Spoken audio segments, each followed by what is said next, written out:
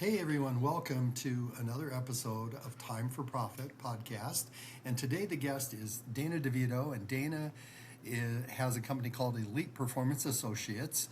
And so, Dana, welcome today. I'm looking forward to our conversation. Thanks for having me. I've been looking forward to this all week. Very cool. So, first of all, there was a few things that really stood out I wanted to kind of start with. The Sure. first one is on your LinkedIn, you talk about taking turnover from 300% to 50%. So I Yeah. wondered if you might want to just talk a little bit about that because that's a big shift. Yeah. Great question. So I've been in the franchise industry. I've been a Jack in the Box franchisee as well as a Scooters Coffee franchisee for going on 22 years now. And in that time, I've employed almost 6,000 people. And turnover's been excessive. As I said, it's been close to that 300% at times. And I was just running, it felt like I was beating my head against a brick wall. So I had been working with a client of mine in the oil and gas industry, also an industry that was very high in turnover, annualized turnover rate. And so as we started discussing how do we improve this, what we came to find is that while skill is an important component of the hiring process, it is not the primary characteristic that we should be hiring off of. So we started sitting down and really assessing our processes, and we found that we overvalued skills and qualifiers from the resume. And instead, what we've decided is that it's really a binary. So we have to be really clear when we go into the hiring process and start to establish very fixed and established, sorry, repeat myself, fixed standards that we're going to be hiring off of. And then that's it. It's not any more and it's better. It is just a binary. And then we evaluate if they pass that qualifier of do they meet the minimum skill requirement. Then we go into how do they fit our culture? Are we the right employer for them as an employee? And will we find something communal to move forward and grow our businesses together with? And I've helped clients that have hired at PhD and doctoral levels, and all the way to my own experience where I'm hiring high school kids and very first jobs, and it works the same. We get over enamored with, oh, they've done this before. They've had X, Y, and Z above and beyond what I'm looking for. They're going to be great. And it distracts from the core understanding is do we meet and we mesh underneath our core values and principles, and can we grow and develop beyond that? So that's how I was able to bring it down from 300% to less than 50% is just by switching that gear. And now I hire really on do they fit what my attributes of success in my company look like? And that really is drive and mindfulness and primarily humility. And then I always define it by one more additional underlying characteristic. And for a barista from one of my coffee shops, I would say outgoing. So they need to be outgoing, driven, mindful or considerate of others. And then most importantly, do they show or express characteristics of humility? That's really cool, Dana. And it's fun because in my book, that's a free download from my website, the Time for Profit book, the first chapter, I believe it is the one that talks about creating what I call a position of market dominance for attracting and retaining employees. So it's that part of the culture fit, right? Where if you're communicating what you're about, it's going to attract the people that are where that's going to resonate. And so you've got a good start point where they're like, yeah, I want to talk to these people versus the typical message that doesn't really set you apart from anybody else who they might go to work for, right? Yeah. May I ask you a question regarding that? Yeah, certainly. What was it that reframed it for you when in your career where you're like, oh, I need to make sure that there's commonality and common ground there? Yeah, actually, it's over the last 4 or 5 years probably to really recognize, and it kind of aligned with my writing, Engage, my first book, and it's recognizing that you have to kind of get out of your own my way perspective into a what is the attraction, what's the message that resonates with the other person, and that applies to attracting your customers, to attracting your employees, to really maintaining your culture, and for all of the different things that's really so foundational. It's like, what is it that people are drawn to? You know, in Seth Godin's book Tribes, he talks about go in your direction and your tribe will find you and follow you. And I had read that book, and I think, you know, all of these different things kind of came together. So I appreciate that question, because it was a journey and it was an evolution where I realized, you know what, if I want what I want, that's a hard thing to communicate in a way that doesn't sound like, well, I want what I want, which is kind of what my kids sounded like when they were 2. That's right. And maybe a couple years beyond that too. Right, yeah. At least again once they're teenagers, right? So, anyways, not to bash on kids because I love them. So, before I forget to mention, you have a book launch on July 7th. You know, we've pushed it out. Yeah, thank you for saying that. We pushed it out 1 month. So we had just some formatting issues that we're refining, and it's going to be launching on August 6th. And the book is called Now Hiring. Yeah, thank you so much. I'm excited to be in as a peer of yours with a book on the shelf. So it's super nerve-wracking. I think of it like having a child for just a few months, or it took me about a year, and then releasing them to the world without a lot of time to grow them with me. But yeah, so I'm super excited. Thanks for mentioning it. Appreciate it. And you said it's called Now Hiring, and it's about effective process and methodology to hire people and keep them on board, right? That's exactly right. It's just expanding on what I talked about before, is how do we start to create a lens that we look through when we're hiring, recognizing, to your point, that it's a bi-directional relationship. We're creating something long-standing, and it is defined by the type of relationship we have with that individual. And then the other side of it is when we get our people on our team, how do we define the time, energy, and effort we spend with them? Recognizing that, again, because it's relationship driven, what type of relationship do I need to be having with an individual? If they're struggling or if they're successful, we forget that the people that are really on top of their game, they need relationship as well. And it's beyond just saying, hi, how you doing? Great. How's the family? We've got to nurture and protect. And so throughout the book, I give this both sides of the spectrum of pre-employment and then post-employment, and how do we grow a business that really is self-perpetuating and growing and sustaining the vision that you have for it as an owner or a leader. Yeah, and I love that, because wouldn't you agree that to actually have a business that creates value, that becomes something that is a saleable asset, to have all the things that typically business owners want to have in their business, they have to very early on recognize that it is a team engagement. It's about more than me. They need to really bring people in and get the right crew, right people in the right seats, right? Yep, that's exactly right. And once you do that, I think it's not stressed enough that it becomes a self-perpetuating environment where, you build the team and then they start to protect it and nurture it and grow it without you. And it's a beautiful thing. So in one of my coffee shops right now, I've had a manager turnover, which was not unexpected. And the team, that manager, as they were leaving, was already prepping and nurturing their replacement, and then growing the team to support and establish themselves. And so, really it's been pretty much hands off for me, other than providing some, just some answers to some questions and guidance, but they've been handling it themselves, which is awesome. Yeah, and really that's what we really should aspire to have in our businesses, right? Yeah, but it doesn't happen by accident, right? At least many times. No, exactly. Yeah, you have to be very intentional, and that's why your book and your work is so important, I think. Something else that came to mind is working with assisted living and senior services. There was kind of an interesting thing that I discovered, where a lot of the business owners thought, we need to offer more benefits. Let's offer assistance for childcare. Only the problem was they didn't find out what was it that their employees really wanted and needed. They assumed.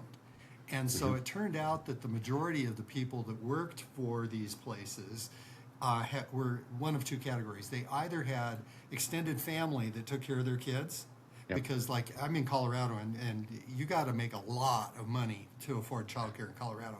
So if you don't have other people that you can count on for that, yeah, you're going to need some assistance. However, most of the folks in that environment had that covered, or they were old enough that they didn't need childcare, and so there were a lot of effort put. There was a lot of effort put into extending this benefit. There really wasn't a benefit to the employees because they didn't bother to ask, they assumed. And I've seen that in so many instances working with business owners where it's like, we have a great culture, but our employees don't appreciate it. Okay, let's unpack that statement. That's right. 100%. I've seen that over and over again. We skip the relationship. We skip the Susan Scott in her book, Fierce Conversation, said it best. The relationship is the conversation. And if you don't have the conversation, you don't have the relationship. And that's the heart of it. We don't ask the right questions or establish a rhythm of engagement where we even afford the opportunity to have an honest answer or conversation with that. And that's one of the things I talk about is we've got to get into this consistent rhythm of digging deep beyond the surface level of just doing work beside each other. We've got to have those questions of what matters most to you. What are you challenged by? What can I help alleviate? What can I help support you in growing and nurturing or empowering you to go do? And if we have those dialogues consistently, the honesty starts slowly because we're still establishing trust. And so I think as we get a rhythm of those conversations, more and more of the honesty comes out, more and more of the trust is established, and then the answers of what's most important to me as an employee or to me as an employer comes out, and we become more in alignment and symmetry with each other. So Yeah, couldn't agree more. In fact, in my first book, Engage, that's on Amazon, it's Engage, How to Attract and Inspire High Performance Teams. And I talk about that shift, personal shift, from my way or the highway, command and control, into observing other leaders that were way more effective in a broader context and a lot more fun to work with. And I'm sure they had a better time because, if you're just being dictatorial all the time, that's not fun. It's exhausting. However, to have that shift, to have that conversation, and I appreciated that you used engagement because it's engaging with other people, and whether that's your employees or your customers or even your former customers, people that have left, have a conversation, find out what's going on, right? Mm-hmm. Yep. Yeah. The honest dialogue if you approach the conversation with humility, I think that's in true curiosity. Like let's get our assumptions out of the way and just listen to what the counterpart is saying to you without judgment. And then we can start to assess, once we start to collect that data and really find the truth of it, then we've got, the runway's enormous. It's great. I want to ask you a quick question. And you had mentioned this when we first met, is that transition from a little bit of a dictatorial leader into one that was more open and engaging. That's a courageous leap because it is almost diametrically opposed to each other. What encouraged you to be brave and make that risky adjustment? Well, and I love how you're flipping the roles here because this is fun getting to talk a little bit about my stuff. Actually, I can put a name to it, just Charlie, because in the book I talk about Charlie, who is a general manager at a tech company that I was in sales for. Okay. And this guy was amazing. He was just always right where he needed to be. He was always just in the place he needed to be. And for example, being in a sales role, he's the GM, so people would say, so Charlie, what's this going to cost us? And we were selling data solutions. And so he would say, well, it's going to be more than a Corvette and less than a Learjet. And that's as far as he would go. And he would say, Brent, or whoever the account executive was, is going to put that all together with the sales engineer. So he never stepped out of his appropriate role to support us, which really gave us empowerment. And, if you're kind of a command and control guy, you're going to just give them the answer and then expect your team to know you gave them the answer and uphold that. So, just that radical shift in seeing there are things that really work well, both in outcome and in the relationship, where it really encourages a more open conversation and that honest dialogue. And so I really, I think that's important for all of us. And it was funny because as soon as I wrote the book, some of the feedback I got was the people who really need this most aren't going to appreciate reading it. And I think that's right. true. And that, Dana, really segues nicely to another thing I wanted to touch on, because again, on your LinkedIn, you mentioned AI, or no, it was in our other conversation when we talked earlier. You talked about AI overwhelm and avoiding becoming a tech company, that tech company drift. And it seems to me the data collection, AI does that brilliantly. Yep. But I've seen some challenges where business owners either avoid AI, so they're missing out on the data gathering benefit, or they lean on it without really understanding what it's best at and how to get it to a place where it's really good. And what came to mind, actually, as you were talking about that is, like when you hire that high school kid, if you just hired them and say, hey, there you go, and if they fail, that's on you, right? You can't expect 100%. them to know everything if you don't support them and create an environment where they can win. And I've observed that exact same thing with AI. So I wanted to have you talk some about that as well. Yeah. Oh boy, it's such a big topic. The landscape changes even faster than daily. It's almost moment by moment. And it is really, it's a tough because it's so appealing, but it pulls us from our core competencies often, especially if we're not in an AI organization. And I think that's when I go into companies and work with them. Sometimes it's twofold. Sometimes you push, just like you alluded to. Sometimes you gotta let's take a good, honest assessment of where we can find value in leveraging AI to solve quick and easy problems. And then other times it's holding them back and saying, no, we need to retain our staff. We need to provide it as a tool, looking for efficiencies rather than replacement. The one thing that I think people misunderstand, and again, I'm a novice at this. I would say, if we measure it by depth in a pool, I'm probably at the 5 foot range. Maybe a little bit, just starting to get above my chest, but not nearly in the deep end. But I still understand that it's an inference engine. It takes large pools of data, and it leaps through it. It doesn't. Most of the AI that we use doesn't read it at a granular level. It starts to create trends and look at data in a broader perspective. And so there's a lot of inaccuracies and inefficiencies in it. And so doing a single prompt or question or one run on a data set, there is a likelihood of fault and error in that is extraordinarily high, that novice AI users don't take into account, and they'll return with the result as gospel. And it's like, holy smokes, okay, and it compounds. If we keep going back to the same pool, and leveraging the same answers to build onto the next ones, we find more and more inaccuracies and inefficiencies moving forward. And it actually destabilizes an organization and causes more problem than it does success in the long run. And so I encourage people to investigate, but slowly, and then pull back those that are just so enamored by it. So I don't know if that answered your question, but it's really a delicate balance right now. Well, and another thing that came to mind as you were talking that I think was implied in what you said is don't just plug in AI and get rid of your people, but to incorporate AI and then balance the roles of AI with the roles of people. And it may result in some changes in your staffing, but don't just assume, AI can replace all my people and I'm going to save a ton of money, because there's a lot of inherent problems that you're going to probably create by doing that. Did I hear you right?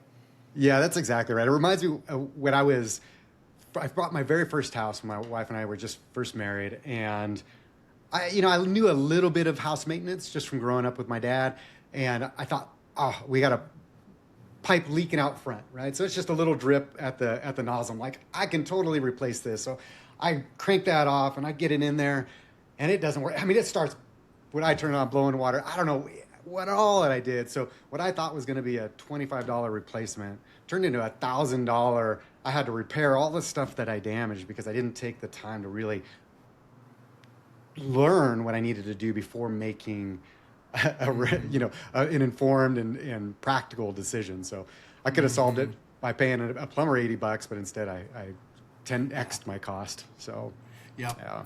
Yeah, and that's so common, right, with home improvements and business ownership, where Yeah. we can either just make all the mistakes ourselves, or back to the conversation we were having about my journey and my development, where look at what other people are doing really well, Yeah. and